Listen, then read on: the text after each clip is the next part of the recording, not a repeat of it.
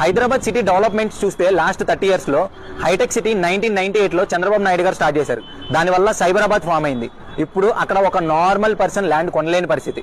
And next Rajasekhara Reddy గారు 2006లో outer ring road కి foundation వేశారు. అది 2012లో కంప్లీట్ అయింది. ఈ outer ring road Hyderabad development కి ఒక గేమ్ చేంజర్ గా మారింది. శంషాబాద్ ఎయిర్పోర్ట్ విషయానికి వస్తే 2000లో చంద్రబాబు నాయుడు గారు ప్రపోజ్ చేసిన ఎయిర్పోర్ట్ ని 2008లో రాజశేఖర రెడ్డి గారి గవర్నమెంట్ లో స్టార్ట్ చేశారు. 2007లో అప్రూవ్ అయిన మెట్రో ప్రాజెక్ట్ 2012లో భూమి పూజ చేశారు. అండ్ అదే మెట్రో రైల్ 2017లో బీఆర్ఎస్ గవర్నమెంట్ లో స్టార్ట్ చేశారు. సో ఈ మెట్రో ప్రాజెక్ట్ వచ్చిన తర్వాత సిటీ ఇంకా చాలా ఎక్స్టెండ్ అయింది. అండ్ రియల్ ఎస్టేట్ కూడా కొన్ని కిలోమీటర్స్ మేర వెళ్ళిపోయింది. సో ఇంతవరకు డెవలప్మెంట్ ఎక్కడ ఆగలేదు, ఇప్పుడు కూడా ఆగదు. ఇప్పుడున్న గవర్నమెంట్ లో రేవంత్ రెడ్డి గారు ప్రెస్టీజియస్ గా తీసుకున్న ప్రాజెక్ట్ ఫ్యూచర్ సిటీ. సో ఇవన్నీ కూడా 1 by 1 జరిగాయి. ఒకేసారి భూమి పూజ చేసిన తెల్లారే బిల్డింగ్స్ రాలేదు. అక్కడ మీ ఇన్వెస్ట్మెంట్ కూడా అంతే.